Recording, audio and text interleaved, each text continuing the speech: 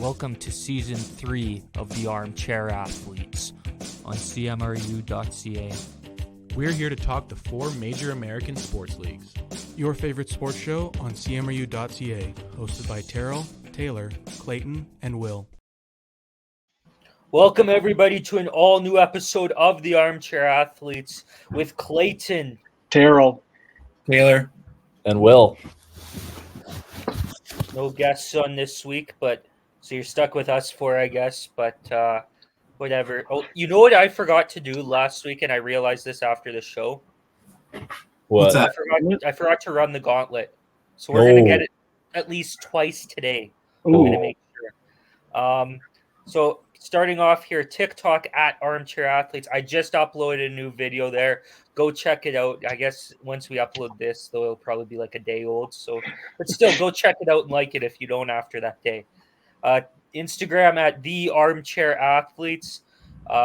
Twitter at or X at Chair Athletes. Ran by Terrell. Terrell, any highlights from the Twitter this week?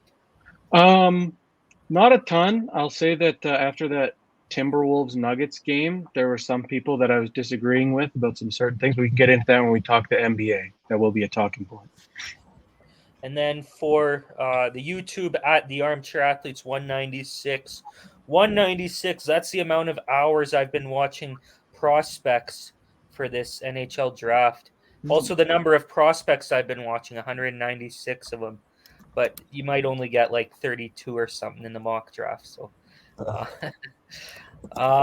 no. I guess we'll start off with the NBA if we're ready for that. Yes, sir. Let's do it. Sounds good. We are into the conference finals now. We got Boston and Indy versus Minnesota and Dallas. We've seen game ones happen. Boston took game one in overtime. And we saw Clayton's Dallas Mavericks also take game one.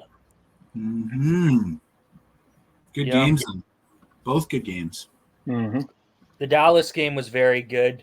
I thought it was almost kind of everything went right. Or I don't know if everything went right, but a lot went right for Dallas in that game. I thought they played very well defensively. I thought Luka had a good game. Kyrie took over at one point in the second quarter going into halftime. It's a great performance from the Dallas Mavericks. Anthony Edwards didn't have his best game. Dallas played very well defensively in that one. And Dallas has been playing well defensively, I think, the last couple of rounds now where they've been able to lock it down, especially against the Thunder. They did a great job. And I think two players, like you highlight, I guess, Luka and Kyrie, and then we talked a lot about PJ Washington on the last episode or the one before. But two players I think have played a huge factor as well are Daniel Gafford and Derek Lively. They've done a great job defensively for the Mavericks. Mm-hmm. Yeah, that's what I was going to say. Go ahead. Okay. Go ahead. Finish. Mine's just a funny joke. It's okay. Okay. All I was going to say is that, I think that the biggest thing for the Mavs this series is going to be that they have two actual rim protectors, and that is kind of deterring Ant from just driving to the rim and getting whatever he wants. And you kind of saw it where before he was, high percentage around the rim, gotten a lot of good looks, and now he's, I think, 6 for 16 this game, and 5 of those made buckets were threes. So, yeah, it's been a real struggle for him. Yeah. They looked, and Anthony Edwards alluded to it in the postgame yesterday, where they looked tired in that one still, I guess, feeling the effects of the series against the Denver Nuggets, 7-game series. But I guess, as they say, it goes on. So Dallas was able to get the win in game one. I got to just say, Kyrie with the tassels on his sneakers, different breed. Did you guys see his sneakers that he wore in the last game? Yeah. I'm not sure if I like those. A little wild. Kind of sick. It's if there's anybody that's going to pull those off, it's probably going to be him, though. Oh, definitely. I don't know if anybody else could. LeBron with the tassels would be an interesting choice, I think. Yeah. Because I know to find this. Because I know he did it at the end of last year when the Nike deal fell through because of all that stuff. Yeah. Covering the check on old Kyrie's with tassels. Yeah. And then now that he's with Anta, he just has shoes with tassels on them. I find it kind of funny. But yeah, I guess he's just got to bring him out again. I was trying to think of players who could pull him off like the least. I think top of that list has to be like Jokic. Maybe like, I don't know, like Avita Zubats. I'm just thinking like big white guys that just don't make sense. Tony Snell would be Negative a or one. Tony Snell would be like very random. That'd be like Yeah. that'd be the most out of place league fits post ever. Yeah, definitely. But yeah, I thought they're cool, but it's like, yeah, I never wear them, I don't think. No. yeah, those are pretty crazy.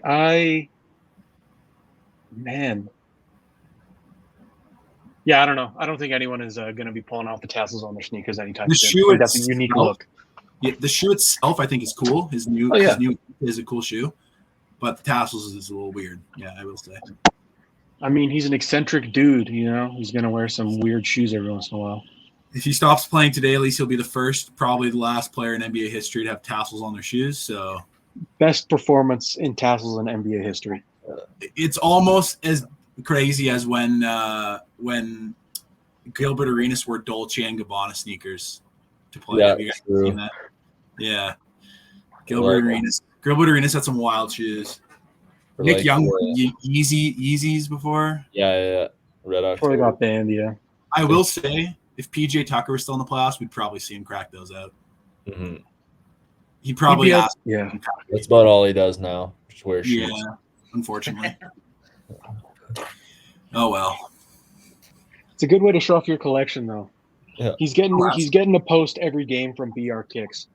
Absolutely. Every It's- like once a year that post resurfaces of like him getting traded, and he had the whole training staff like carrying his like 100 boxes of shoes onto the plane or something like that. That would be a life goal for me, to own an apartment in another city that's just full of shoes. That's crazy. That would be kind of sick. Yeah. But I feel like he's probably got so many pairs that he just forgot that he had.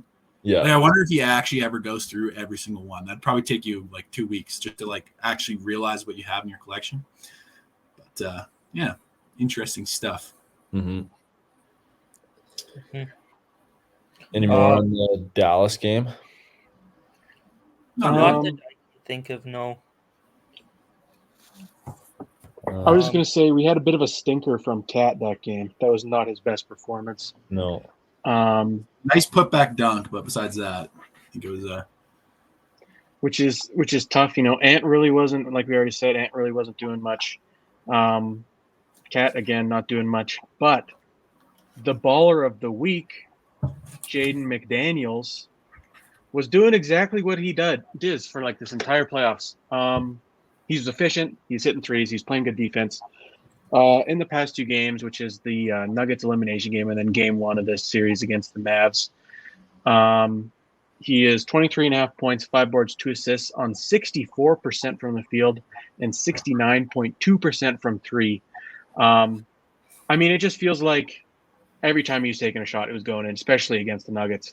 He was automatic from 3 in that game. And he's been like the really steadying force on this Minnesota offense when Ant has his off nights, Cat has his off nights. Seems like Jaden McDaniels is the guy that's still there, consistently putting up at least 20 points. So shout out to him. I feel like we had to have a switch up.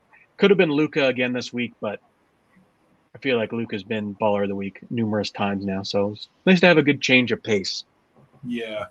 I would have been Another fine guy- with Luka's baller of the week again, but I'm sure you would have, Clayton. You got to switch it up.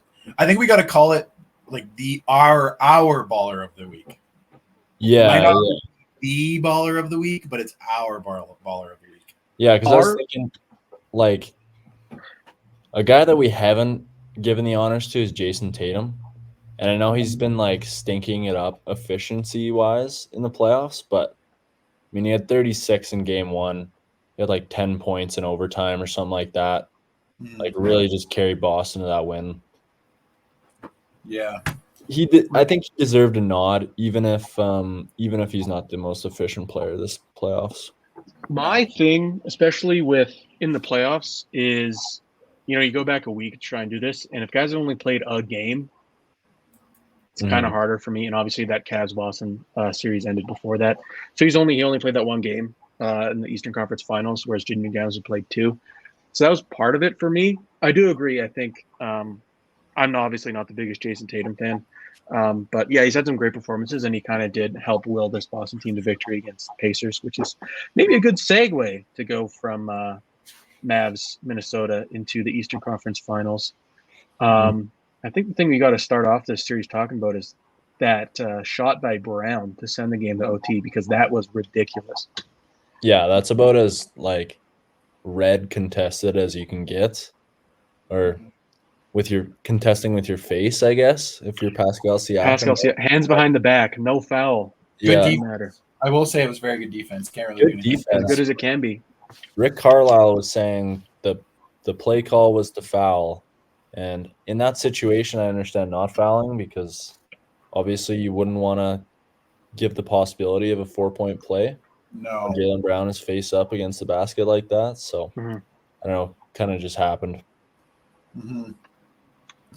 I don't know if I'm. That's how it goes sometimes. Yeah. I don't know if I'm crazy. I don't think Jaylen Brown's a very good free throw shooter, is he? I feel like he's below average at the very least. Yeah, I don't think he's like an 80% guy. I think he might be just below that, yeah. 70% this year. I wonder what he's in the playoffs. Pretty low. And 61% from the free throw line in the playoffs this season. So Not very good. maybe it wouldn't have been the worst idea to foul and just hope that he can, I guess obviously the first thing is he has to miss that shot. Yeah, you don't want to risk it. He makes that, the right? 4-point play. Yeah. But I mean, if he bricked it and then you send him to the line for 3 free throws, odds are he's going to miss at least one, especially in a situation like that. So I understand why the foul or the play call would be a foul, but yeah, that's just an incredibly tough shot. And really couldn't do much more as Pascal Siakam there. Yeah. I think I don't think the Celtics won that game. I think the Pacers lost that game, momentum wise, because I mean the Pacers had them all game, and just because of that last second heroics from Jaylen Brown, Pacers didn't get this win. And I think if you choke this game away, that just makes this such a hard series to come back in. Obviously, the Celtics have lost game 2 each series, but it's kind of just a coincidence. You're not guaranteed a win in game 2. So if you're going down 0-2 against this Celtics team, it might just be over. I think there's a lot of careless turnovers as well. Mm-hmm. A lot from Halliburton. And especially that one late just coming, Siakam, just brutal. Just coming across half court too, and I think it was Tim Hardaway might have knocked the ball and hit it off his foot. I think that's who it was. But yeah, just like some careless turnovers, which doesn't help your team either. Yeah, and even from like Halliburton, which he's supposed to be a guy that doesn't turn the ball over, but when it's coming from him, it really shoots yourself in the foot. Although his assist to turnover ratio is like unbelievable, this game it wasn't as good for sure. Mm-hmm. Yeah, unfortunate. I think that might have been another reasons that they lost. Yeah, sorry, go ahead. I was just gonna say that definitely led to the Boston comeback. I think also just like the ball pressure at basically half court is tough for the Pacers that get so many assists on offense, because you can't really set up your offense very well. Mm-hmm. So I mean, we'll see what happens at the end of this game that's happening right now. But I think that might be one of the things to do against Indiana is really pressure their ball handlers into making more quick judgment. Mm-hmm. But yeah, I guess we'll see how it goes. Yeah, Boston's up 33-27 right now over Indy. 9:40 left in the second. It's updated actually. I have the update. It's now 37-27. Ooh. 12-0 to start the second quarter for Boston. 20-4 run for Boston too. Damn, that's not a good look. That's tough. The last thing I want to say about the Pacers is that we had another great game from Miles Turner. Again, super consistent offensively. He's been great, super efficient. Again, kind of piled up the turnovers, but so did almost everyone else on the Pacers. 21 total turnovers on the team. Kind of hard to come back from that, especially if you're not shooting the three super well. So tough from them. Another thing, Boston shot 30 free throws, in the Pacers shot 10. So Yeah. bit of a discrepancy there, but Mm-hmm. it is what it is. Pacers could have won that game easily, so you can't put it all on the free throws. A lot of that was up to them. Mm-hmm. I was gonna go through I made a list, my first team all second round. I was gonna make an Instagram, TikTok video about it, but I don't know. I was like a day late or a day or two late, and it was like game one of the Celtics Pacers by the time I got all the stats and was like starting to work on the video, and it was kind of irrelevant by that time, but I'll run through it real quick. So for the West, on my team, I have Shai Gilgeous-Alexander, Luka Doncic, Anthony Edwards, Nikola Jokic, and this is maybe a hot take, but I have PJ Washington. Yeah. Just because he was by far the biggest X factor of that series. Because you're not expecting to have PJ Washington shoot 17 points per game on 48% 3-point field goal percentage. I mean, he upped his points per game by 7 points and his 3-point percentage by 20%. So he definitely went on a heater, and I mean that propelled the Mavs over the Thunder. And then as a sixth man, I threw in Rudy Gobert. I mean, maybe not the biggest offensive guy, but man, best defensive player. And yes, we have to talk about it. But yeah, Rudy Gobert, defensive anchor on a nasty Timberwolves defense, holding the defending champs to under 100 points per game and 3 games of 90 or less, which is just absolutely stupid. But yes, we have to acknowledge that Rudy Gobert fadeaway jump shot. Yeah. That was, if there was like a moment in that game you could point to where it was like, yeah, the Wolves are not losing this. It was that right there. Because I was like, if Rudy Gobert's hitting that shot, it's I'm walking off the court. I'm not gonna lie. I was on my couch. I started laughing. Never in my life have I seen Rudy Gobert do anything like that. I'm walking off. I'm like, that's so funny. Yeah. No, that's thanks. like watching the eclipse, dude. Like that's only happening every 20 years or so.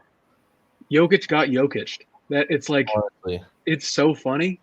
I was like, there's okay, yeah, Rudy Gobert fadeaway mid range, yeah, right. And then I watched it go and I was like, well, yeah, that's the end of that. This game's over. Yeah. And then my Eastern Conference first team all second round, Jason Tatum, kind of obvious. I mean, Celtics 1-5. He was the best player on that team, no question. I had Tyrese Halliburton, and I had Siakam. I had Jaylen Brown, who was arguably the best second fiddle left in the playoffs. And there's some good competition for that role, but I mean, he's been tremendous. And then in the fifth spot, I have Jalen Brunson, who, yes, they lost, but you can't deny how much of a heater he was on that round. And without him, I don't think that goes to 7 games. And we saw them lose after he went out. My sixth man was Miles Turner because, I don't know, Miles Turner has been freaking amazing this playoffs and in the second round, just being that third guy almost on the Pacers. Absolutely. Yeah. Yes, sir. And then I guess we could talk about, or at least name, like the all NBA defensive teams got announced the other day. First team being Victor Wembanyama, Defensive Player of the Year, Rudy Gobert, Bam Adebayo, Herb Jones, and Anthony Davis. And the second team being Alex Caruso, Drew Holiday, Jaden McDaniels, Jalen Suggs, and Derek White. It's kind of the bigs versus guards teams, but think it's fair. Mhm. Big guys are pretty important for defense. Very true. Shout out to Herb Jones for that one, man. That's a lockdown defender right there. I've been a Yeah. big Herb Jones guy for a while. Shout out to Jalen Suggs. Him Yeah. too, yeah. I'm not familiar with his game. He's been fantastic. Yeah. He's another guy that's just like annoying. He's a pest on defense. Mhm. And those guys are really fun to watch. So shout out to him. Mhm. If I'm thinking of like some snubs, I'm thinking like Evan Mobley, OG Anunoby. I don't know if you guys got anybody else. Did they meet the games requirement? That's the one thing I always forget to look at every time I think about this now. Yeah, I'm not sure. Because I remember looking at the All NBA teams, being like, "Why isn't Embiid here?" And then being like, "Right, because he was out for half the season."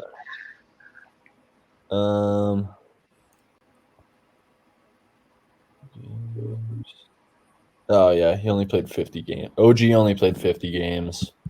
I think Mobley might have made it though, right? I feel like he didn't miss too much. Or maybe I'm just making that up. He also played 50 games. Okay, yeah. So yeah. Yeah, I always got to remember that because I like don't even think about it unless I'm actively like, I wonder if there's how many games this guy played this year. Yeah. Shout out to both of them too. Yeah. I think OG like inarguably I think would be at least second team if he had the games requirement. Oh, yeah. So, and then one more thing I think before we move on from the NBA is the thing that I kind of briefly alluded to right at the start. One thing that I'm really tired of, and like this happens in every sport, but it's especially bad in the NBA, is like the star player on team A takes down star player on team B to move on. And we saw that so much with Anthony Edwards and Nikola Jokic after game 7, where it'd be like Anthony Edwards takes down Jokic to move on to the Western Conference Finals. And Ant didn't have a good game. Like, he's like, I don't care what you want to say. Like, he had the clutch steals. He was good down the stretch. 6 of 24, 2 or 10 from 3. Was not the greatest. He was doing things in other assets of the game. I think he had 7 assists too. But it's just, I don't know if it's like a lack or it's just like people not wanting to give credit to other players on the team because Kat had a fantastic game. Jaden McDaniels, we already talked about, had a fantastic game. Rudy Gobert obviously didn't have a ton of points, but he was hitting shots down the stretch. But then it seems like it's less about crediting Anthony Edwards and more about like not giving the flowers to other guys like that. And at the same time, it's just not even true because both Nikola Jokic and Jamal Murray outperformed Anthony Edwards in that game. I don't know. It was just really frustrating, especially because it seemed like such an off game from Anthony Edwards. And then to see it afterwards on social media, people being like, Anthony Edwards just has that winning gene in him. And Anthony Edwards was just clutch. And he's the reason why the Wolves won the game. And it's like, he wasn't. The Wolves just played better than the Nuggets did as a team. And Anthony Edwards was ultimately not the leading factor behind that. I think it's just easy for people that didn't actually watch the game to say Anthony Edwards took down Nikola Jokic because Anthony Edwards is the guy on that team. Yeah. Bill Belichick in the crowd at TD Garden, Boston legend. Quick projection there, but yeah. I think it's more like a social media thing. It's like a stunt, not a stunt. What do you call that? It's like when you like see a promo for like the Christmas games, and the graphic has LeBron James and Dwayne Wade or whatever. Yeah. Not because they're going to be the only one on the team. It's just the first guy you think of on each team kind of thing, you know? Mm-hmm. So I think that's probably why it was posted like that. I don't know if it was like, I think they were talking about Anthony Edwards as a player on the Wolves beating Jokic, who's a player on the Nuggets. And they're both the best players. It's like the representation of the team. Yeah. Yeah. And yeah, like that's fair enough. But it seems like they could have given credit to someone else there. Yeah. Especially like if Anthony Edwards, even if he had like an average game, you know, he puts up like 20 whatever on like half decent shooting splits, I think everyone would be like, yeah, okay, whatever, you know. But I don't know. It's just he had it was straight up just a bad game from Anthony Edwards. And then to see that be the narrative. Like the one that I saw was ESPN. The headline is Ant-Man defeats the Joker and then it's an Anthony Edwards graphic. Like, Yeah. you could say Cat, you could say Jaden McDaniels, whatever. And I understand that you're not going to get the same clicks, but like all this does is just it brings hate to Anthony Edwards, because then all the replies are either going to be people who haven't looked at the game at all or didn't watch it or haven't even bothered to look up a box score. Just being like, of course Anthony Edwards won because he's the best player on the Timberwolves. Or it's going to be people who did watch the game who are going to be hating on him and say, why is he getting all the credit when he had so many other guys on his team outperform him? So it just seems kind of like a lose-lose for everyone that's not the person posting it in that situation. Yeah, I just think that's going to happen, especially with Anthony Edwards. He's like the NBA darling right now. And I think we kind of saw that earlier in the season with Tyrese Halliburton, especially around the in-season tournament time when he was like playing the best he's ever played, playing like one of the best players in the NBA, which he is one of the best players in the NBA. But then he went on to have a little bit of a slump, but he would still get that recognition. And I don't know. It's because he has that his name has that weight in NBA media. Yeah, that's fair. I think it's just, I don't know, it just doesn't really make sense to me. I understand why it happens. I just kind of wish that it did feel like there's better ways to go about it. But I understand that's just never how it's going to be. I don't know. It's still frustrating sometimes. Yep. Where do we want to move on to next? One bit of news is that I saw a report saying the Detroit Pistons are willing to fire Monty Williams, their head coach. And that would be just $60 million of like contract being burnt. And I just don't understand why you wouldn't just ride out with him for however many years you got left. Like, you're not a championship contender next year with a new coach. You don't know that. I know that. I think we all know that. You're just not a believer, man. Get a new coach in there. Whatever coach is out there on the market, it's definitely going to be better than Monty Williams. Once Doc Rivers gets fired, he's going to pick him up. To the promised land. He's going to get them there and they'll lose first round. Yeah.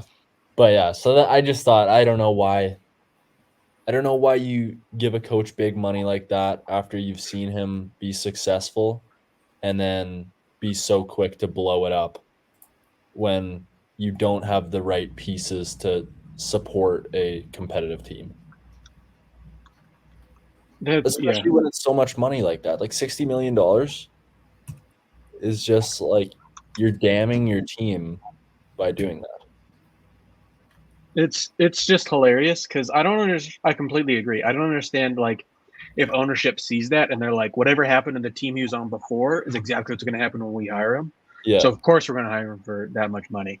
Yeah. And then one season doesn't turn around and it's like, well, it's over. We got to get rid of him. We got to find somebody else, bring him in. Because, yeah, this was not like a 1-year turnaround for the Detroit Pistons. And bringing in a new coach isn't going to fix them immediately. The roster's bad, and a new coach isn't going to magically make all of your players better. It's kind of how it works everywhere. So, yeah, I don't know. It doesn't make sense to me either. Yeah. Where do we want to go? Sure. NFL? I've got my team out in front of me right now, so all right. I guess I could start off. I was happy with the draft I had yesterday. For context, we started a NFL dynasty fantasy league, and so the boys are buzzing off their drafts last night. 10 teams. I had 9th pick. I was happy with the draft I had. So I guess I could go over what my team kind of looks like a bit. Should we do starters and like 3 notable names off the bench? That's what I was going to say, yeah. Sounds good. So my running backs, this is my strongest position, and I'm proud of this because in past drafts, I've had bad running backs, and I know that it is like the most important position in fantasy. So I went 2 in the first 2 rounds. I went Christian McCaffrey and then Breece Hall. I was pretty happy with those. My quarterback is Kyler Murray, but I have a couple of options, including Brock Purdy. I'm looking like a great Seahawks fan with those two names. But then I've also got Mike Evans, and I am a good Seahawks fan because I drafted DK Metcalf. Got Travis Kelce as my tight end, Tank Dell, Rashee Rice, Justin Tucker, and then Chiefs defense. And I guess for the three notable names past that, I've got Dallas Goedert as a backup tight end. He's had a good year, too, the last couple years. Who else? Ravens defense as well, and then I guess Aaron Jones. Nice. You want to go? Go ahead. You go. Okay, I was just trying to think of my names, but I'm going to just say it now before I forget. Okay, QB, I have Hurts. Don't know if I'm a huge fan, but whatever. I'll go for it. Hopefully he's okay. Running backs, I have Najee and Jahmyr Gibbs. My receivers are Puka Nacua, Nico Collins. Mark Andrews is my tight end. I have DJ Moore as my wide receiver running back flex thing. I have Cooper Kupp as my other wide receiver flex thing. I have Tua as my quarterback flex thing. There's so many flexes in this league. I guess ridiculous. We're flex. No flex zone, yeah. My kicker is Brandon Aubrey because I don't think he's missed a field goal ever. Defense for the Steelers. Notables off the bench. I have Dalton Kincaid, Cole Kmet, and my last one I will say is Jameson Williams. So I think he might be actually pretty good this year. We'll see. Fingers crossed. Mm-hmm. Yeah. Okay. First round pick for me was Joe Burrow, and my other quarterback is Caleb Williams. For running backs, I got James Conner and Jonathan Taylor. I'm starting Michael Pittman and Devontae Smith at wide receiver. I also have Roma Dunze to stack with Caleb Williams, which two rookies, but I think they got a chance to pan out. I also have Jordan Addison, and then Jake Ferguson is my tight end. My kicker is Young Ho Koo, and I got the Saints defense right now and some notables off the bench. Baker Mayfield at quarterback, Keenan Allen, another Bears receiver, and Jalen Polk, who's going to be a dog. I was going to pick him, and then I didn't. I picked Roman Wilson instead. Thought I'd go for the Steelers draft pick. Yeah, that's fair. I went Pat's draft pick. Had to be done. Fair enough. Okay. So going through my picks, my first pick overall, I had CeeDee Lamb. I felt like that was a pretty obvious one once it got to me. Going through position, I got quarterback Anthony Richardson. I got to stick by my guy, I think it's a big comeback season for him.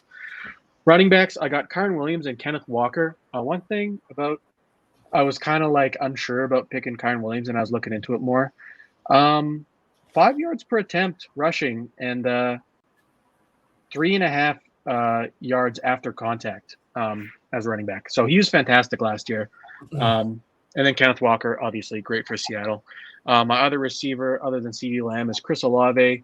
At tight end, I got Kyle Pitts, so hopefully Atlanta can learn to use him properly. Got Zay Flowers, David Montgomery, the touchdown snake, Terry McLaurin. As a kicker, I got Jake Elliott. And my defense, I got the Cleveland Browns. Couple guys off the bench. I got Kirk Cousins as a backup quarterback. And then I feel like I have a lot of faith in these two guys as kind of sleepers for me. Rashid Shaheed of the New Orleans Saints. And then Chig Okonkwo from the Tennessee Titans. Both are great last year. And I got Chig pretty late. I was rather happy with that pick when it came around to me. So, yeah, I don't know. First time actually doing fantasy football for me. So it was kind of I was just winging it as the draft went. But overall, I'm pretty happy with how it went for me, I think. Yeah, it's gonna be fun. I'm pumped. One of my buddies from work is also in the league, and we kind of just had a nothing job today, and I think we spent the first 4 hours of our work day today just talking about fantasy football. So kind of made the day go by. It'll bring some bragging rights, that's for sure. Oh yeah. I was gonna say week 1 we got the Armchair Athletes Civil War, me and Taylor. So we'll have to see how that goes. So I play Truman week 1. There will be zero trash talk during that week, I'm sure. By the way, guys, I just got off the phone with Christian McCaffrey right before the show. He is not shaking in his boots with Rob Gronkowski on the other side of this matchup. So we're looking pretty good in week 1. Yeah. Truman had some questionable draft picks, but might be a story for next time Truman's on. Here's the thing: is for him that played out perfectly, because now if he is bad, he can be like, "Oh, whatever, I gave up after, the AI picked it for me after the first 4 rounds, anyways." Or if he is good, he can be like, "Look, I wasted 2 picks and I was good anyways. I'm a genius." So it really is infallible for Truman. Yeah. We got anything else for the NFL? I don't think so. I think it's pretty much just training camp stuff, and it's every coach saying, this guy is in great shape, or this guy looks fantastic. And that is every article from every team that comes out. So really nothing new. Boring. Yeah. I feel like that's just a classic interview question that every single coach gets every single What else are you going to say? It's the same thing. Like, I don't even know why the media even bothers going. Like, if I was like a reporter and I was told you got to go to spring camp before it even starts and you got to talk to this coach, I'd be like, I already know what he's going to say. But okay. You could probably write it up before you show up, and he's going to he's going to say the same thing. Like a script. Yeah, he actually is looking really good. Yeah, got a couple things to work on, but that's why we're here, right? Like, he's looking really good in the weight room, and his 40-yard dash is really good in practice.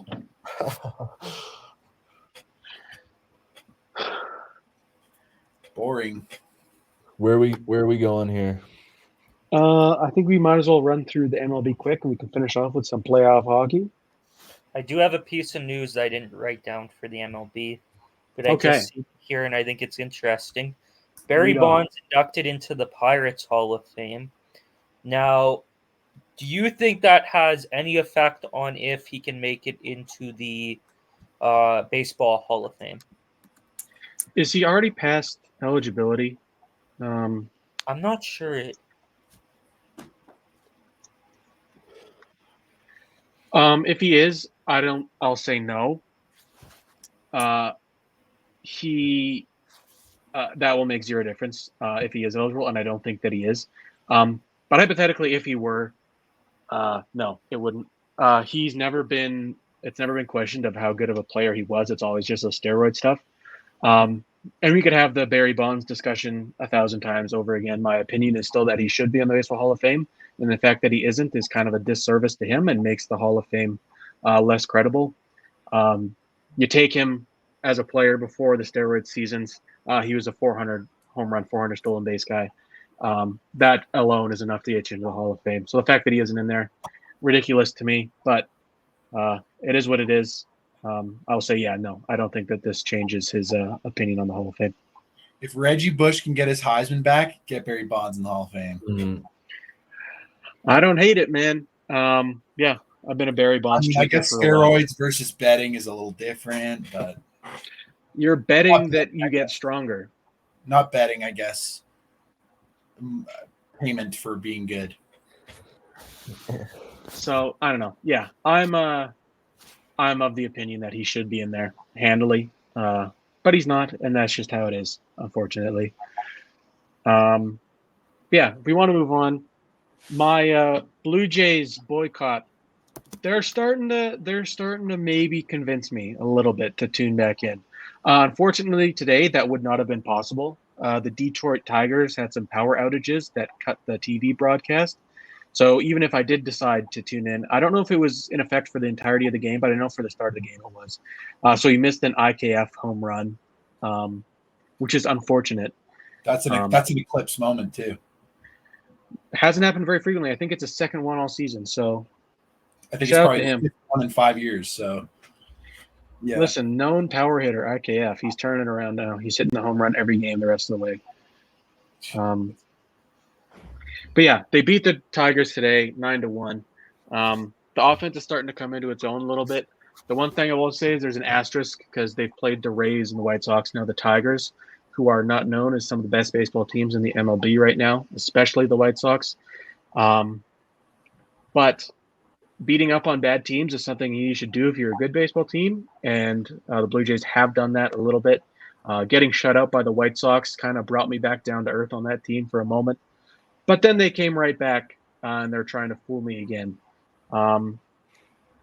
We had a great outing from Alek Manoah.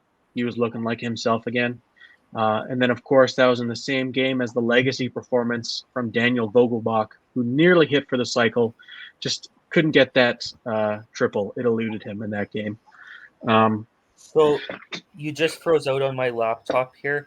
I heard you say something about Manoah. Yeah, he played good in that game. I hope that he's, I guess, returning to form because he was amazing there a couple years ago, and then I think when they introduced the pitch clock, had a pretty big effect on him, and I hope he returns to form for the Jays because that'd be huge for the pitching lineup. And yeah, he looked like it wasn't just like he was getting lucky. His movement's back on his breaking pitches. I think that's the biggest thing for him. He had kind of like this wiffle ball, like insane slider when he was out there back in 2021, and it was back against the Rays. 7 innings, 7 Ks, 1 hit. His season ERA is down to a 3, so he's been great up to this point. And he's super fun to watch. He is an electric guy when he is on the top of his game, and is very animated and fun. Getting lots of fist pumps when he was out there on the mound. 7 Ks. So I don't know. I'm super excited to see if he can maintain this level. Because if he does, I mean, this Blue Jays rotation is filthy. We're short Yariel Rodriguez. And we're still looking very, very good throughout this rotation. So I will say again, the boycott, they're starting to pull me back in. I'm close. 9 runs again today. This isn't like a weekly performance from them. They put up 9 runs back-to-back games. So I'm close to tuning back in. Today, home run from IKF, like I mentioned, home run from Vlad. Yesterday we had a home run from Bo, home run from Varsho. So there's lots of good signs here. And along with all those home runs is the return of the home run jacket, something that has infuriated people online for some reason. They hate when players have fun, which I don't really understand. If the players like it, Excuse me. if the players like it, it doesn't really matter. I don't care what the people at home think.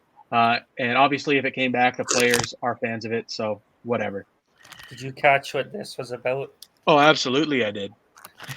Can't have. He does it every game. Talking baseball. Jesus Christ, that still makes me mad.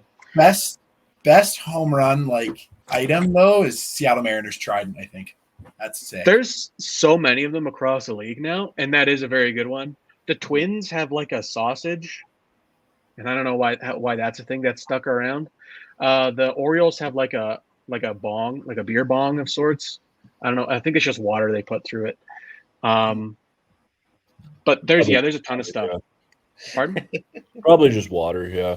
It'd be more alpha of them to make it not water. Mm. Yeah, they used to go out there next time. They're hammered. Just fucking ripped. That's called whatever's in there, keep giving it to Gunnar Henderson because that guy's been raking. He is unreal. Yeah. Yeah. I was just going back through and I didn't even realize that Vlad hit a home run this game. I kind of said it just offhandedly, but 423 dead center. Shout out to Vlad. Him and Bo. I know I've been kind of down on Bo for the past little bit, but Bo's really starting to turn it around, and now Vlad can start showing the power too. Really, as long as you have him, Bo, Danny Jansen, and Davis Schneider hitting somewhat well, that's probably all the offense this team needs with how good their pitching is. And if that's the case, we could see a quick turnaround. I know there's been a lot of rumors about blowing the team up.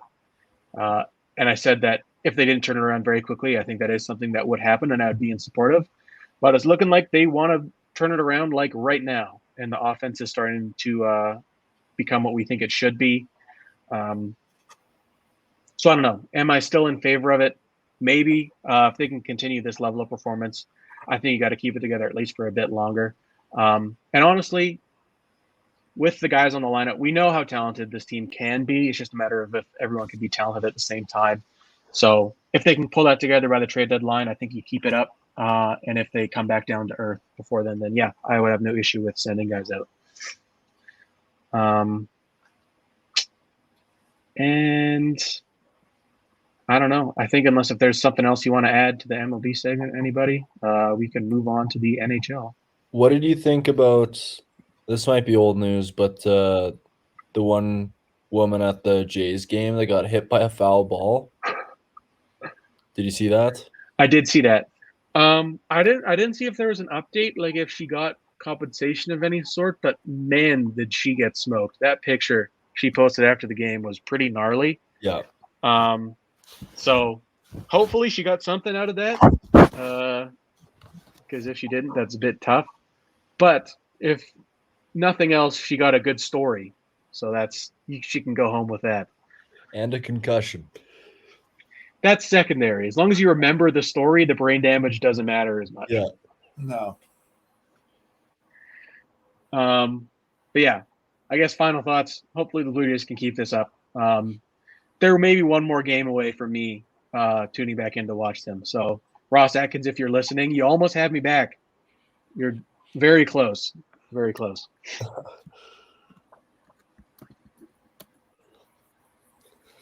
Alrighty, time for the NHL then. How about before the NHL, we run the gauntlet here? Oh, there we go. Sneak attack. TikTok at Armchair Athletes, Instagram at the Armchair Athletes, Twitter at Chair Athletes, and YouTube at the Armchair Athletes. 196. That's the amount of games that the Blue Jays will lose before Terrell tunes back into another game. I was going to say that's the amount of runs they have to put up tomorrow for me to get to watch another game. Yeah. The average distance Isaiah Kiner for left hits a baseball. 196,000 meters. Yeah. 196 blades of grass. I guess we've been quick here so far, so let's hope that I'm not the anchor here and slow us down. I guess we'll do winners and losers for the NHL segment because we had the second round end last week. There isn't as much news in the NHL. There is still news, so stay tuned for that. So starting off with the winners, we got first winner, the Florida Panthers. 6-game series victory over the Boston Bruins. It ended while we were live on air last week. It was Gus Forsling with the game-winning goal in that Game 6 against the Bruins. And for the Panthers, they're looking to get back to the Stanley Cup Finals. And there hasn't been a team that's lost the Stanley Cup Finals that has made it back since the Pittsburgh Penguins in 2009. Pittsburgh went on to win the Stanley Cup that season. And Florida looks hungry to get back. And we've been kind of talking all season. That's been my only concern with this team. Like, I think all around they're built for the playoffs. They've got a lot of guys I think are built for that. A lot of, we're not on CMRU, so I'll just say it. They've got a lot of shit disturbers on that team. Between Matthew Tkachuk, Sam Bennett, Nick Cousins, Brandon Montour is not afraid to get into it. And that's the kind of team that I guess you want in the playoffs. But they're also highly skilled. Like Matthew Tkachuk has been unbelievable these last 2 playoff runs. He's doing it once again for the Florida Panthers. Alexander Barkov had a great series as well against the Bruins. And I forget which Panthers player it was in particular that said that Barkov's the best player in the world. Now, I don't agree with that. Maybe a little bit biased because they play for Florida. But he is, without a doubt, a fantastic player. I'm not going to take that away from him. One of the best two-way players in the game in the NHL right now. And Florida's going to look to get back to the Stanley Cup Finals. They take on the New York Rangers in the Eastern Conference Finals. Florida won Game 1 by a score of 3-0 yesterday. Bobrovsky got the shutout. I think that's going to be an insanely good goalie matchup between Bobrovsky and Shesterkin. And then moving on here, I guess, to the next winner, I got Chris Kreider from the New York Rangers. Of course, the Rangers, they had already won by the time we had the episode last week. Chris Kreider with a legendary performance in that Game 6 against the Carolina Hurricanes, as he had a hat trick to send Carolina to the East, or not Carolina, send New York to the Eastern Conference Finals. And we gain comparisons to Mark Messier. I don't think he's near the greatness of Mark Messier. His legacy doesn't come close, but Chris Kreider's still a great player. And it could go down as like what it'll go down as one of the all-time great Rangers moments if they're able to win the Stanley Cup this year. If not, might just be forgotten in history. That's the way things go, where if a team doesn't win a championship, it's kind of just remembered by their own fans, not really anyone else. I'm a little bit still salty that the Jermaine Kearse catch isn't remembered by more NFL fans, but that's a perfect example. If they had won that game, go down in history, but they didn't. Next winner here, it's the big time winner of the week, the Edmonton Oilers, who are no strangers to this winners and losers list. They're at a high, I think, coming off of that series win against the Canucks in 7 games. And like I said in the preview for the series against the Dallas Stars, which you can go find on the Instagram or the TikTok, I ran the gauntlet, so if you missed it, just go rewind and find it. You missed it. You weren't locked into the episode, and that's shameful. Exactly. But no, I think it was an impressive series win for the Edmonton Oilers, and why I say that is because you didn't get that superhero-like performance out of Connor McDavid. He had 8 points over 7 games. Point per game, that's still very good.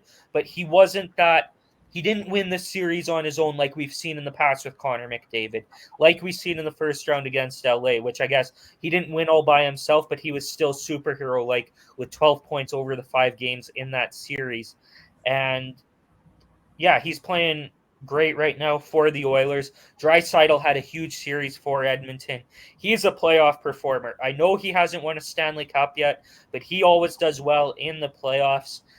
Evan Bouchard had a great series for the Oilers as well. He's really kind of, I guess, come into his own as a superstar for this Oilers team. And I know that they signed Darnell Nurse to that $9 million contract.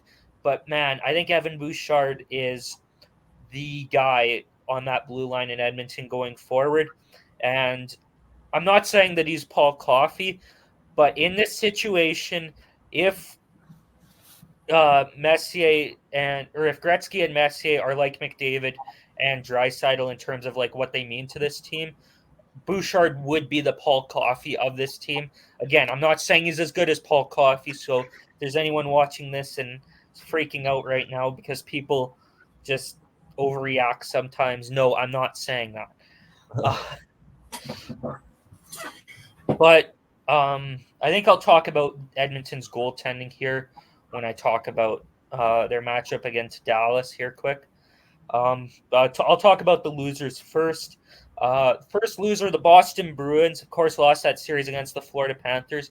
I don't think overall this season is a loss for the Bruins because I think a lot of people came into the season with low expectations for the Bruins. Like some people were saying they were missing the playoffs. I didn't think so, but I thought they'd be like around maybe a wild card team or third place in the division.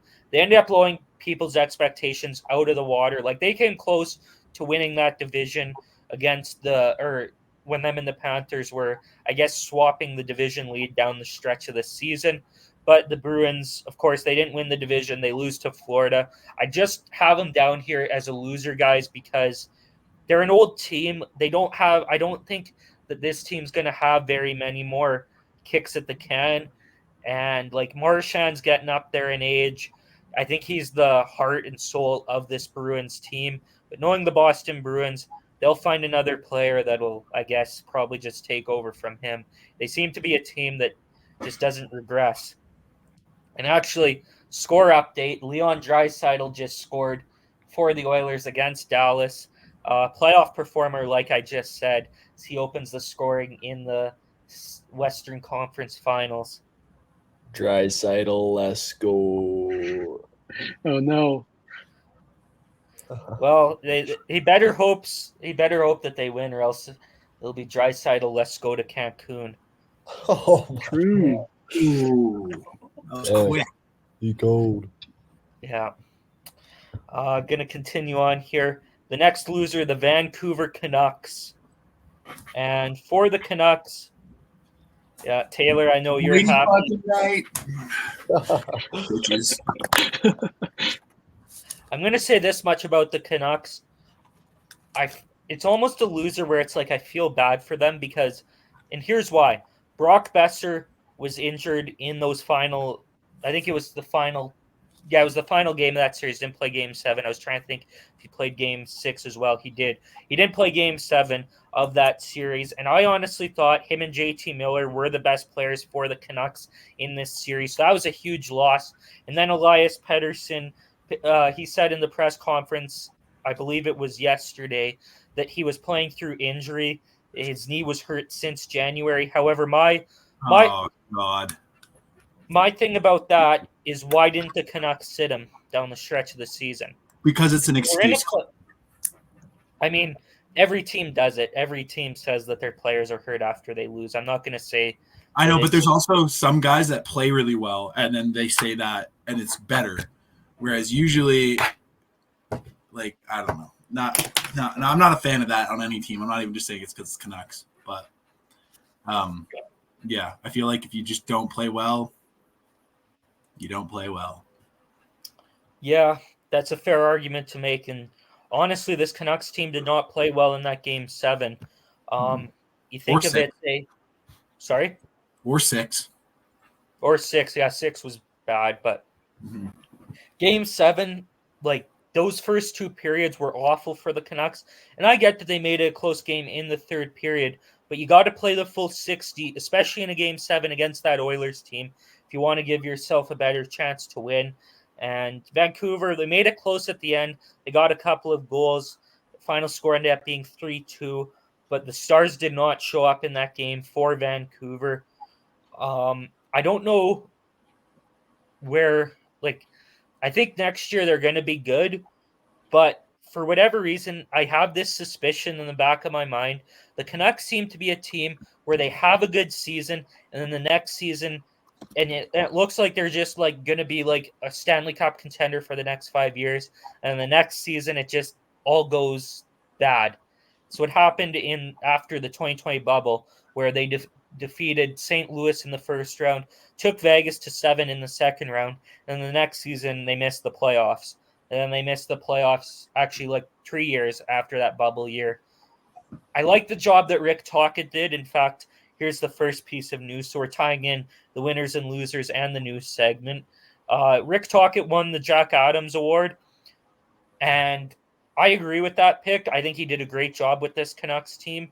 It seems to be an award where, and they were talking about this on NHL Network earlier today that I had heard, where it's an award where basically whoever takes their team from 0 to 60, as opposed to say 60 to 80.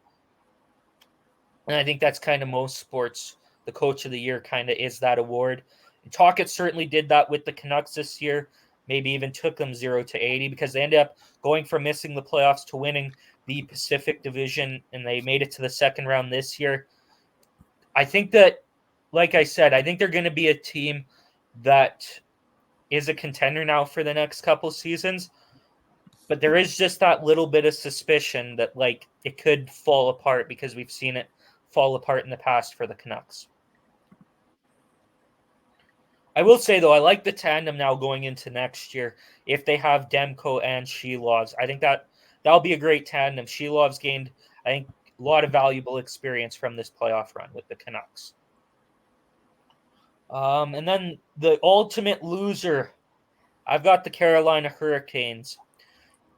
because of any team in the second round, they had the highest expectations. In fact, I would say that of all the teams that made the playoffs, I think they were top 5 in terms of most pressure to win a Stanley Cup. They've had many deep playoff runs with this group of guys, but just haven't gotten it done. And I thought this was the year for this team. I thought the Jake Gensel ad was very good at the deadline, and it turned out it was. Like, he played well during that playoff run, but once again, I just don't think their top guys are good enough. We talked about this last week on the show, so I don't want to go too much into depth because otherwise I'll just be sounding like a parrot here. But I don't think Sebastian Aho. Oilers just scored again. Zach Hyman, it looks like, as they take a 2-0 lead. But for the Carolina Hurricanes, I don't think Sebastian Aho is going to be the guy that leads them to a Stanley Cup. We talked about maybe Draisaitl last week. Of course, that was when the Oilers were down 3-2 in that series. But I don't think I could talk about it again because now the Oilers are in a much different position than they were last week. They just defeated the Vancouver Canucks, and I think now that the Oilers, they've made a deep playoff run at this point. Of course, they would like to win the Stanley Cup, but they have made a deep playoff run, reaching the conference finals. I think Draisaitl is going to stay for at least another extra year. Probably going to re-sign in the offseason now. I think the difference between him re-signing and not was the Oilers making it deep in this playoff run, which they've now done. As for any other players that could maybe be that guy for the Carolina Hurricanes that they could trade for, I don't think Mitch Marner is that guy, especially not for a playoff run. I don't want to go too much in depth into him, but I will say this: the next time Truman is on the show, I have made a list of 100 players that I would rather have in a Game 7 than Mitch Marner, and I fully believe in that list. I think Mitch Marner is one of the least clutch players in the NHL. I do not want him anywhere near my team, and I don't think Carolina should want him anywhere near theirs either. Here's a question for you. Is 100 just the number you picked to round it out, or could you potentially have listed more than 100 guys, but you just stopped at 100? I told Truman I found 100, and he was like, oh, what about Kevin LeBanc? Because he torched Vegas in a Game 7 years ago, which I don't really have much of a memory of after the Stanley Cup win last year. But so now it's 101, I guess. You know what? You know what's going to be the funniest thing about this? Off season, Marner's going to go to Vegas. No. But imagine. Then what do? We got the team. I would rather they seem to have money somewhere. They signed 6 friggin' all-stars. If Vegas signs him, do you cheer for him? Yeah, what do you do? I mean, obviously I'll cheer for him, but I just don't think it's the right move. No, but if it happens, I'm going to cheer for any player on the Golden Knights. Sorry? I'm going to cheer for any player on the Golden Knights to do well, but I just don't think Mitch Marner is that guy. And I'll say that I will stick to that take if the Golden Knights do trade for Mitch Marner. And if I don't, you guys can call me out all you want. I will say this, is that 2 years ago when Bobby Wagner was on the Los Angeles Rams, that man, I shit on him every week, and he came to Seattle, and I had to eat my words and support him as a member of the Seattle Seahawks. And then the second he left again, I do not like him. He's old and washed. So, I mean, yeah, anytime a player comes to your team, doesn't matter what you've said about them in the past, you support them when they get there, and then when they leave, you talk shit about them again. That's just how it works. I'm just going to stop for a second here. My laptop's already dying, so just going to grab a charger here, and then I'll maybe say just well, I guess I could say the final part about Marner here. Hopefully my laptop doesn't die. I would rather I think if the Knights traded for Marner, it would include Shea Theodore, which I wouldn't even do that trade 1-for-1. But I just think that because I think Theodore is going to get he's going into a contract year. He's going to get a ton of money, whether it's from the Golden Knights or somebody else. I would almost rather if the Golden Knights are going to make a trade, and I'm going to talk about this a little bit more when we get to the news. I would rather that they trade up in the draft than trade for Marner. I would rather they trade up for this draft has a ton of good defensemen in it. I would rather they trade up and draft a guy like that and a guy to replace Shea Theodore rather than a Mitch Marner, who I think is just Just a bit And too we'll long. never know. We'll never know what Mitch Marner is. Just a bit too I think long. he was going to say a great asset for any team. And a guy you'd want on your team in the playoffs, I think, is Yeah. what that sentence is going to finish as. Oh boy. Well, hockey segment without Clayton is a tough go around here. Yeah. He was correct. It was Zach Hyman that scored, so I can confirm that. I did just look that up right now. I think he has like 16 goals in the playoffs. The guy's a machine. The anti-Mitch Marner, Zach Hyman. Yeah. I just would love for that to happen where he goes, because then it's just like it would just be funny. Dallas scored though just now. Tyler Seguin. Zach Hyman has 12 goals in the playoffs already. It's pretty crazy. Yeah. I was Hockey. gonna. The urge you said Tyler say again. I was gonna say again, like repeat yourself, as if I didn't understand. But I was like, I'm gonna have to explain that joke right after I say it. It's not gonna be worth it. Yeah. No. That's fair. Thanks for just explaining the joke instead of making Well, it. if I preface it by saying I was gonna say it, and then explain the joke afterwards, it's not as bad. Clayton, we carried the segment. Don't you worry. Yeah, it's over. We We're moving finished on now. the W's and L's. Yeah. what else was there that you all talked about? The last W was Mitch Marner. Yeah. No. Mitch Marner and Prediction. Tyler Seguin scored. So No. we. Oh yeah. Okay. Yeah, you covered Yeah. that.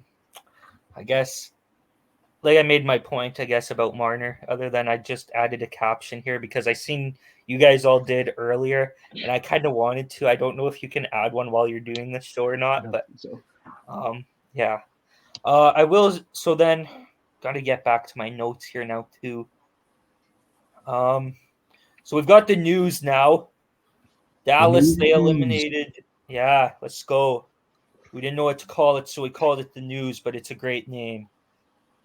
Dallas, they eliminated Colorado in 6. I just want to talk about this because I think pretty obvious at this point if you just listen to me saying, yeah, the Oilers are about to play the Dallas Stars. But I will say this much. Huge moment for Matt Duchene in that series, getting the overtime winner in Game 6 to eliminate the Avalanche after he's a former Avalanche player, so I think that's really cool for him. And I actually burst out laughing when he ended up scoring that overtime winner. And I actually full on, and I haven't done this, I can't remember for any team other than Vegas, but I full on yelled yes when Dallas eliminated Colorado because there was that play earlier in that overtime where I thought that should have been called a goal. I forget who it was that got pushed into Georgiev from Dallas, and then Dallas scored in that overtime. It was Mason Marchment who scored the goal, thinking that they had won the series, and then they ended up reviewing it. They called it back. They got it wrong, but still no need to chant "ref, you suck." In fact, they didn't because they're in Colorado. So from now on, Colorado Avalanche fans, you are officially banned from saying "ref, you suck." we'll need to let them know. I already hate when teams do it, but anytime I hear Avalanche fans do it from now on, no, you're not allowed. We'll get that draft written up and sent to the Colorado fan base. They'll know. Yeah. So yeah, Dallas won. Huge moment there for Duchene. Talked about the Panthers win yesterday. The one point I'll make about that win yesterday, I'm surprised Matt Rempe was not in the lineup for the New York Rangers. I talked about some of the pests that the Panthers have, and Rempe's a big physical guy, and they ended up playing. I know there was a Rangers fan earlier today who called into NHL Network Radio and was upset that they played Hedel and Kako over Rempe, who didn't really make much of a difference. And I get that. However, I will say this much, though, if they put Rempe into the lineup, he cannot be taking dumb penalties for the Rangers.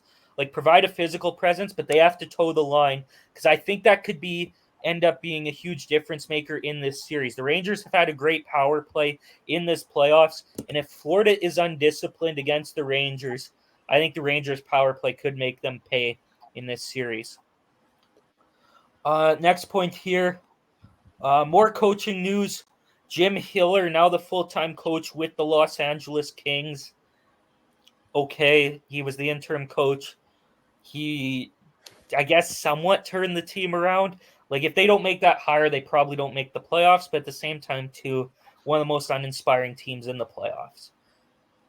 I just hope that they make a change to their gameplay style because they need the trap system should not be a thing in 2024, and they proved that against the Edmonton Oilers, who exposed them.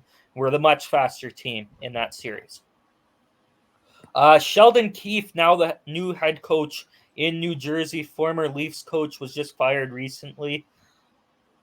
I don't think it's a bad hire for New Jersey. I've seen a lot of people hating on this.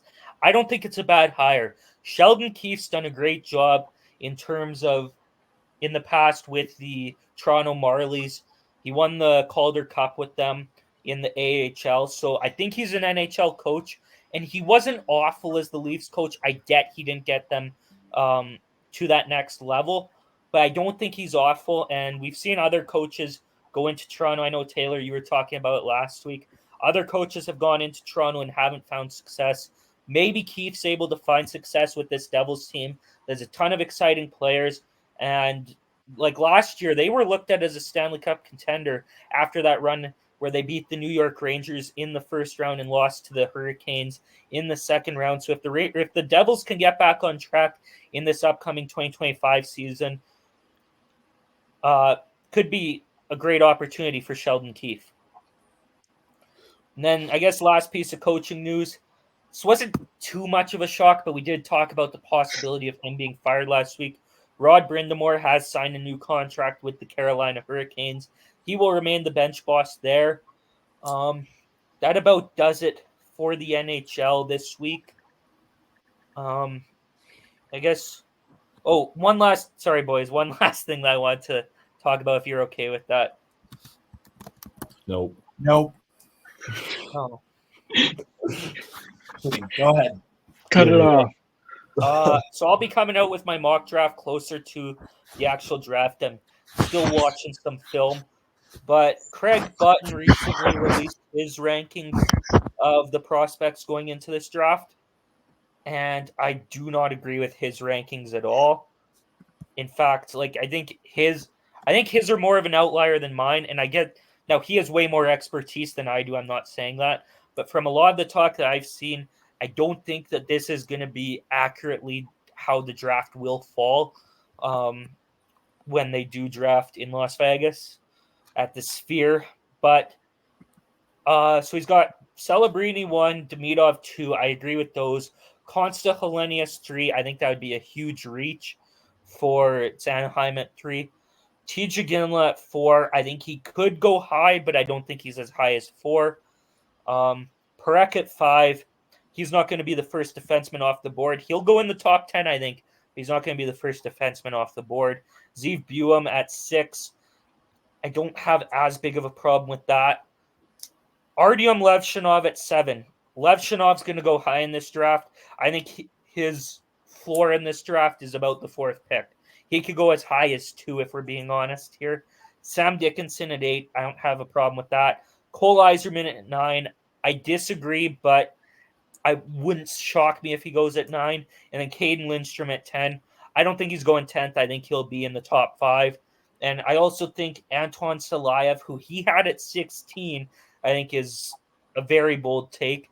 I think I'm the defenseman that I'm highest going into this draft is Salayev. I think he's going to be an absolute stud. He's the guy that I talked about earlier this year in that one video. 6'7". I think he could be the next Zdeno Chara. I'm truly that high on this guy. I think he should go top 5 minimum. So I guess that does it. And also, that would be, I guess I was talking earlier, I want the Golden Knights to trade up. If they are going to make a trade, that would be the guy I'd want them to get is Antoine Salayev.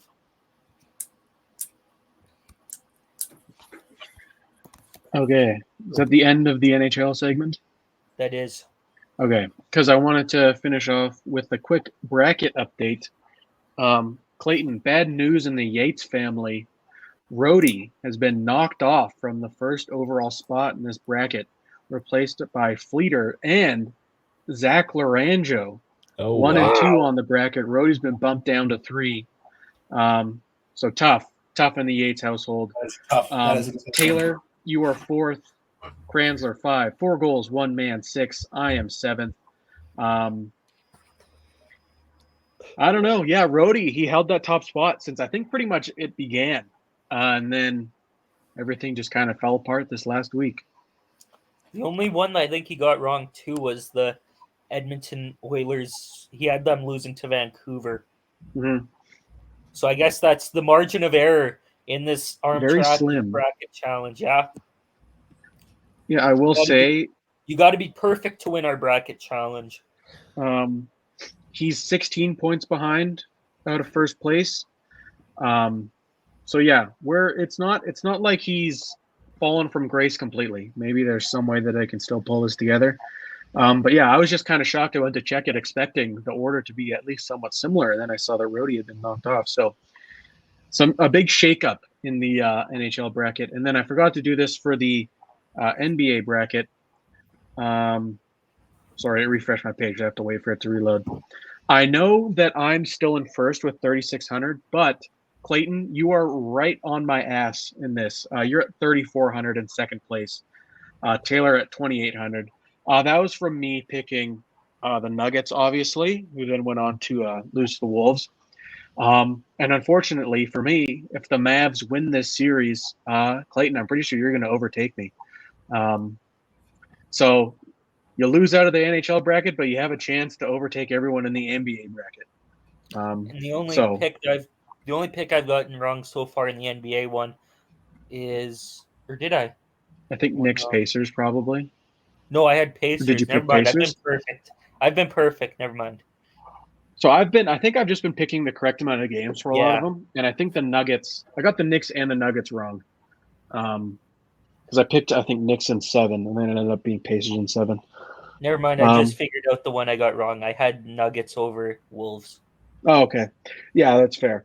But yeah, so coming down to the wire for these brackets and some shakeups in the NHL. So I just thought that was pretty interesting. But now we can move on to our list this week. Taylor, I believe this was your idea. So if you want to lead us off, feel free. Okie dokie. So this week for the list, we are doing the top 5, our top 5. It's a bit broad again, but we're going to do buzzer beaters / last minute goals / like final plays of a game, or top 5 of that. You'll see when I say my list. We're doing 5, right? Everybody has 5. A couple honorable mentions. Mm-hmm. Sweet. Okay. I'm going to start from my 5th position. I have number 5. I have Aguero, Man City, soccer. You guys probably don't know what that is. Look it up. One of the most famous soccer moments of all time. It was on the final day of the Premier League in 2015. Manchester City had to tie to win the Premier League. And in the literal last kick of the game, he scored. If you listen to the announcers, it's pretty funny. Martin Tyler just screams. And then, it's one of the biggest goals in soccer history, never mind Premier League. Crazy last moment. I know we don't talk about soccer a lot on this show, but it's one of my favorites. That's my number 5. I put it at number 5 because we don't talk about soccer a lot. Might even be higher for me. Number 4, I have Steph Curry against Oklahoma City, half court.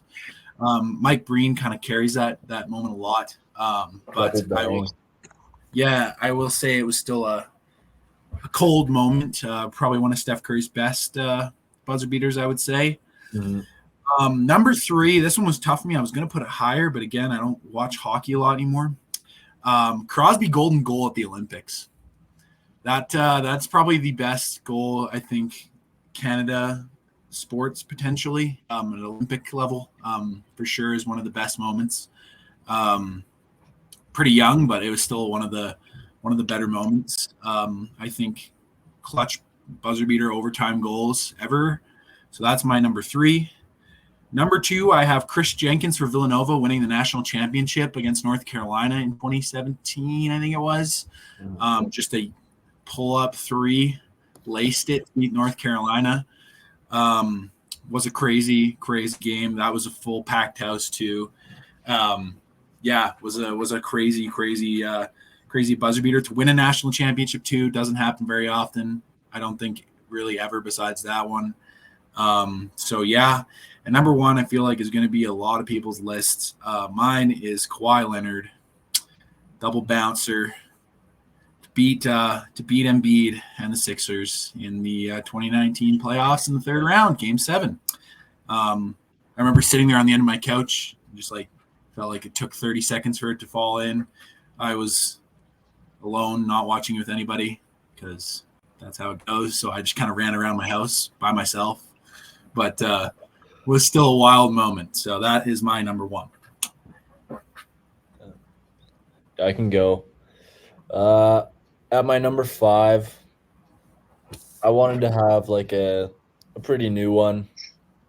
And so it was from the last NFL season. It was Mike Gesicki's Week 7 game-winning touchdown versus the Bills. The gritty game, because this was just a piss poor season as a Patriots fan, but that dub against a divisional rival Buffalo Bills team was just electric for me. And as Mike Gesicki was grittying off the field with the entire team behind him, here I was in my living room also hitting the gritty. It was beautiful. At number 4, Super Bowl 2015, Malcolm Butler picking off Russell Wilson in the end zone. You guys ever seen that clip? What are you talking about? Have I been muted yet? I know Clayton's out of here. Fair enough. Yeah. Didn't need him anyway. Yeah, okay. They're both out Okay, here. continue. Yeah. At 3, I'm going with iconic NBA moment, LeBron James 2016 Game 7 block. It's not a game winner or a final shot, but it's very well the final dagger. And I mean, I can throw an honorable mention to the Kyrie shot right after it. And then at number 2, I have DeRozan hitting a game-winning full-court dunk versus the Pistons in 2018. I remember watching that, and it was just absolutely electric. Not only was it a game-winning dunk, but it was just a poster all over Anthony Tolliver, which is a hell of a pull. Completely forgot he was ever in the league. But yeah, I was in Las Vegas visiting my grandparents, and I remember watching that in their living room, and it was just like, it was awesome. I was going to say, I wanted to have that one on my list, and then I was like, I feel like that wasn't I didn't win them the game. And then I went back and I rewatched it, and they went to OT. Did they actually? They went to OT, and it was a game winner by Van Vliet. But I was like, if you want a little look into my list, that still counts as an honorable mention for me, because I was like, it's a gave him the lead with like 7 seconds left and a poster dunk. I was like, that should count as far as I'm concerned. Damn, dude, I've like gaslit myself out of the real moment. Like, I know. I thought it was crazy. Game winner. Because I don't think it has to be a game winner. We can call it just a clutch last moment play. That's that was my thought process too. Because I went back and I rewatched highlights and I was like, oh yeah, the game's over. And then I looked and it was like, yeah, 114, and they went to OT at the end. And I was like, oh damn, okay. Number 1, the shot, Kawhi Leonard. I mean, there's nothing like it. To this day, watching the clip, I get goosebumps. I was with probably 10 buddies in a basement back home. I've never been that excited. And I cried. I cried after that shot. It was I think I was almost more happy about that shot than I was the ending of Game 6 of the finals, like where we actually won. Yeah, because it was an anticlimactic end with all the that was such a long ending versus this was like Philly had all the momentum. If that game went into overtime, I don't think the Raptors win that game and ultimately don't win the championship. So, and Kawhi let it like 5 bounces. Oh man, I can't say anything about it that hasn't already been said. But that's my number one. Okay, I'll go through mine next. Starting out number 5, we're starting strong. I'm taking Ray Allen, Miami Heat. Oh, Taylor's gone. Yeah. Ray Allen, Miami Heat. Rebound Bosch, back out to Allen, his 3-pointer. Bang! That was just such an electric moment. Yeah. That was huge. Number 4, I have the Edwin Encarnacion walk-off homer against the Orioles in the 2015 wild card game to send him to the ALDS. Sorry, Clayton, if that was on your list. Again, another electric moment. Like I've said, any of those mid-2010s Blue Jays teams, they were just always so fun to watch. And just great crowd pop, great everything. Watching the pitcher walk off the mound, it was just an all-around incredible moment. Doesn't get old watching Edwin walk the pair around the bases either. I will say that. At number 3, this one I will say is kind of in the same vein as your LeBron one, but not quite. Just because I thought I would be alone in having a defensive play as a buzzer beater. But I have Richard Sherman. I'm the best corner in the game. That's what you get trying me with a sorry receiver like Crabtree. Sorry, Clayton. But like as a Seahawks fan, that was such a crazy moment, especially against the Niners. And then obviously, that post-game interview was like iconic, one of the best ever. And then number 2, I got Touch 'em all, Joe Carter. You'll never hit a bigger home run in your life. I mean, in terms of like actual importance, game-winning walk-off home run to win the World Series. It really doesn't get much bigger than that in terms of sports ever. But part of it for me is just that I wasn't alive to witness it. And I kind of feel bad just because obviously number 1 is going to be the same for all of us. What else can I say? It's the 2019 Kawhi buzzer beater. Like one of the few that I could put on this list that I can say I watched live. Edwin Sherman obviously wasn't there for Joe Carter and then wasn't watching the Miami Heat. But yeah, I feel like everyone in Canada was watching that Kawhi buzzer beater. And it was such like the shot itself, just that moment before it went in, the bounces, the hesitation from the announcers, everything about it was just so perfect. So pretty easily number 1 for me. I would say maybe if I was there to watch Joe Carter, it'd be like a 1A, 1B situation. But yeah, I don't know. Kawhi Leonard, pretty solidly number 1 for me. I will And say, sorry. I was just going to say, sorry, Clayton. I will say to add to like the Kawhi shot, I love the Kevin Harlan call. Yeah. But man, the Matty D like TSN call is just as electric. Mm-hmm. Like, and it's just like, No, the best call was the Japanese one. Did you guys see that on Sportsnet after? Oh my God, look up the Japanese call for that buzzer beater. okay. Japanese or Chinese. There's like a Chinese network that they put it on TSN like 4 times. Crazy, because you don't understand what they're saying, but they're just going crazy.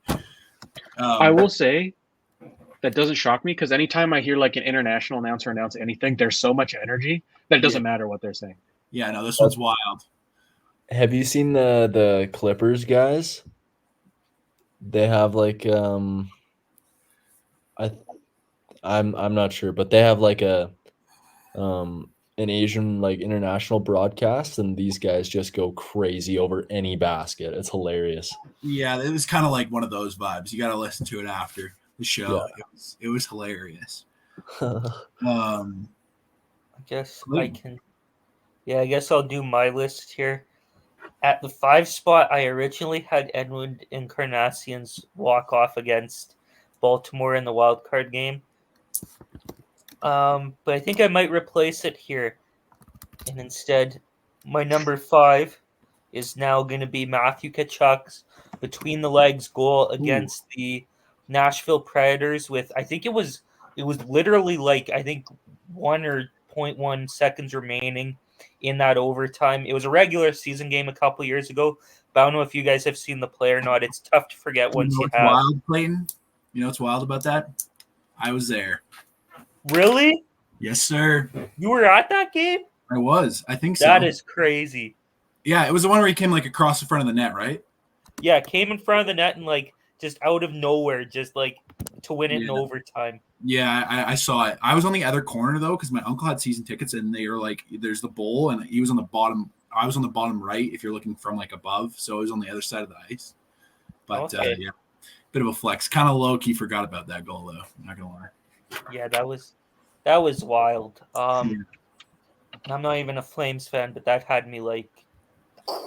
That's probably why I forgot about it. Not gonna lie, but yeah. My number 4 now, I have Damian Lillard's walk-off against OKC. Oh, that's such a good one. Oh, I forgot about that. Yeah, that is a good one. That's I love how like it's a deep shot, and then he does this to them and just has like a straight face as he's doing it. The people are dogpiling on him. He's just. It's hilarious. All his teammates, and he's just not even cracking a smile. So good. Yeah, and it changed that OKC team too. Hey, Paul George gone that season. They blew it up. Oh, it was that's an incredible pick. Now at my number 3, I have a Seahawks pick, but it's one that Terrell doesn't have. Jermaine Kearse's walk-off against the Green Bay Packers in the 2014 NFC Championship.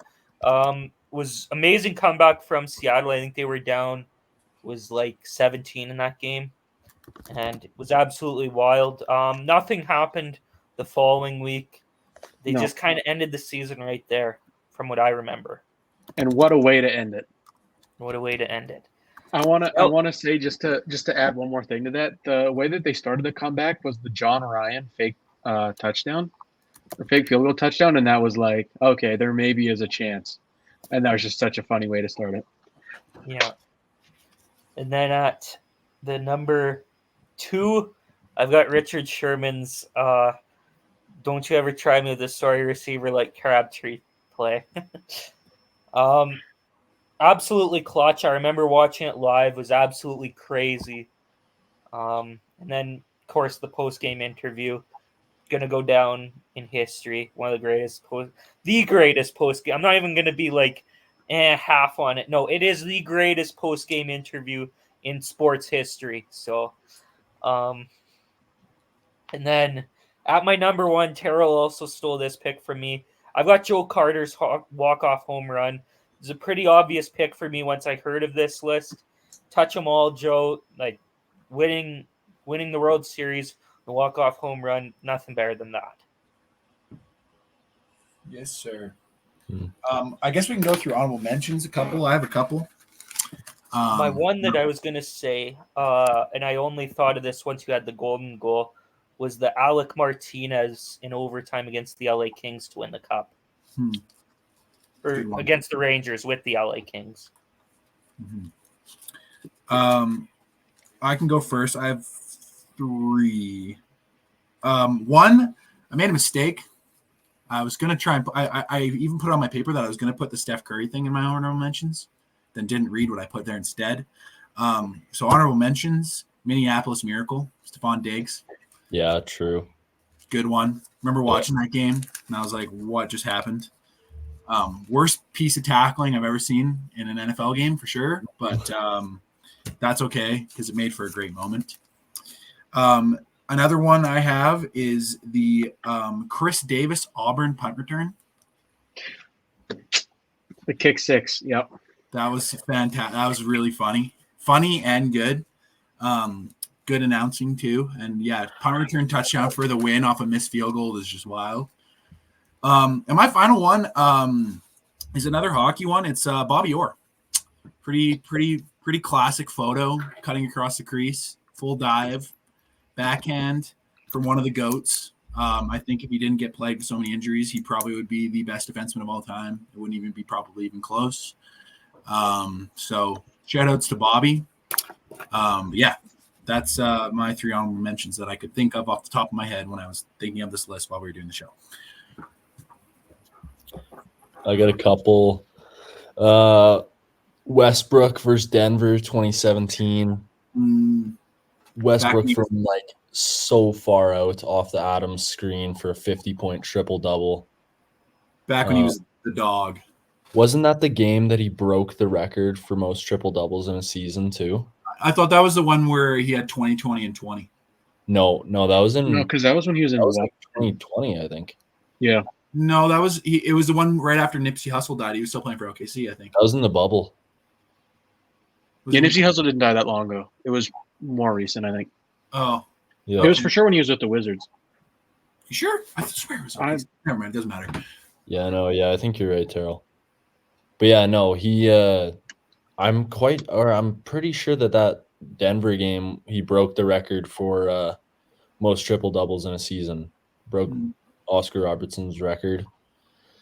Also an electric call, one of my favorite game winners of all time. Have you guys seen those like late night finds trend on Instagram where it's like old sports clips of like just random fan angles? Yeah. That's a whole list in itself. Those are sweet. That's got to be the best Instagram trend. Oh, I it's love so that. good, man. It's so good. Okay, I will say, sorry to interrupt you, Taylor. We're all incorrect. Taylor, you're correct. That was when he was on the Thunder, but it was in 2019. Okay, So it was not right the at the- 2017 season, but yeah, right before he was in. Okay. Right before the bubble. I Right don't know if before that was when he Washington. broke it, but I remember him going like to the crowd and being like, "This is for Nipsey" or whatever. That was a crazy game. That was a crazy game. Yeah, I swear that was 2020 and 20. I could be wrong though. It was 2020, and yeah, it was 2019. Real Westbrook fan right here. Was it the 2019-2020 season though? I would assume so. You'd be able to see the date. It was in. I'm trying to find it. April 2nd, Of 2020. 2019. Oh, okay. Anyways, yeah.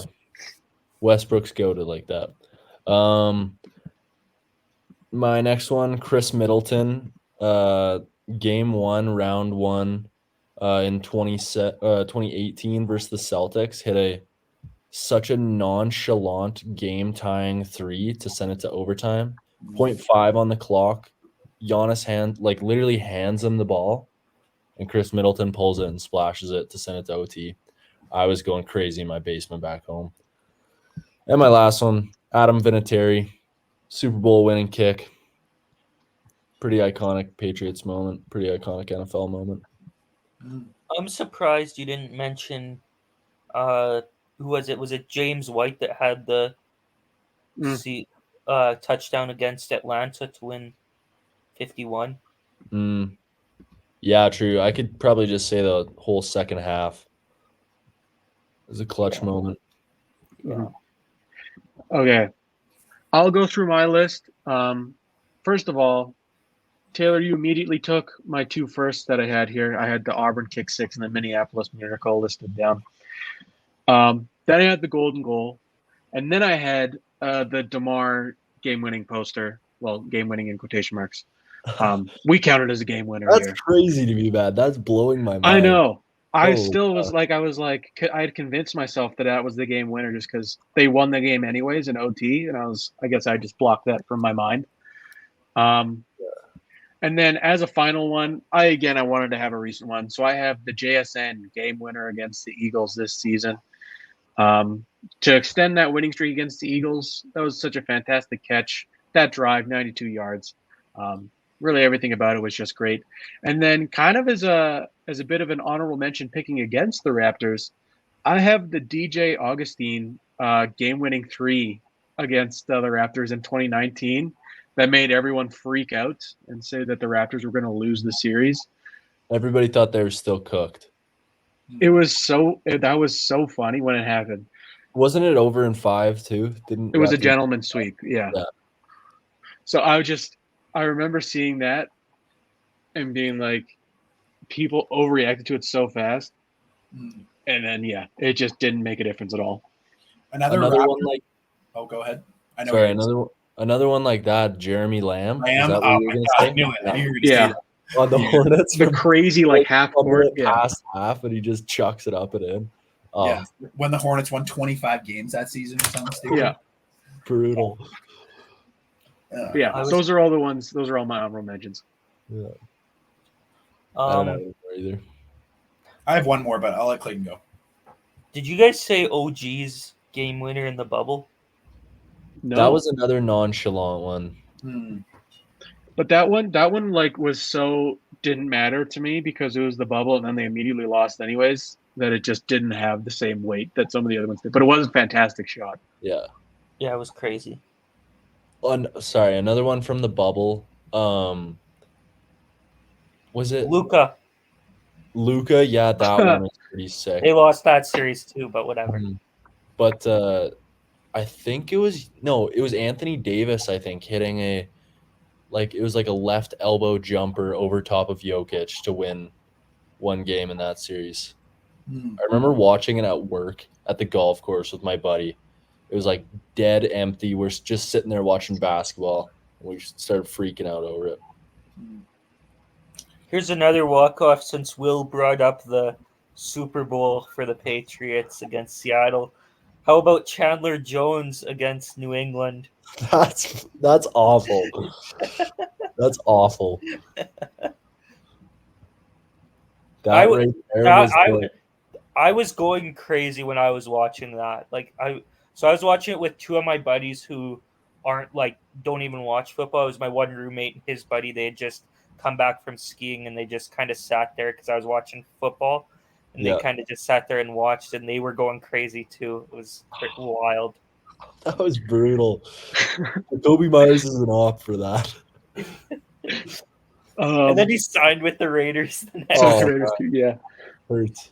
If we want one more quick dig at the Patriots, the Cam Newton goal line stop. The one thing, was it LJ Collier that made that stop? I can't remember who it was, I don't know. but regardless, whoever it was went on to do absolutely nothing else with the Seahawks. And it was a game where Cam Newton had just run all over them the entire game, and I was like, yeah, this game's over. Doesn't really matter. And then magically, somehow, they got one stop on the goal line to end the game. Yeah, that was a crazy one. I guess Seattle's had a whole number. The DK one from that same season against the Vikings. Yeah. And he walked it off. Yeah. My last one was Damian Lillard's first buzzer beater in the playoffs against Houston. Mm-hmm. That was a cold one. Fade away.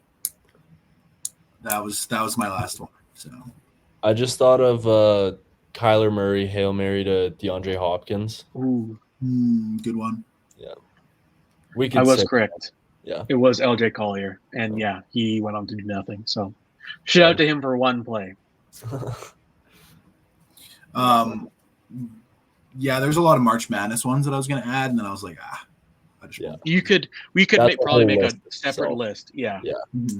Yeah, definitely. I mean, that's it for me for the list. Yeah. I think. Yeah, that's all Me I've got. too. Is there anything else we need to talk about?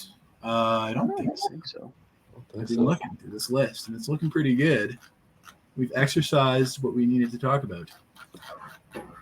Yeah. And I We think only went an hour and 43 minutes this week. Let's was just we're gonna in say, talk. Spread it out. we're feeling very talkative today. Only an hour 43. And a large portion of that was the list too. Yeah, I enjoy that though. I enjoy that. It's That was a that good list discussion. was good this involved in week. the list.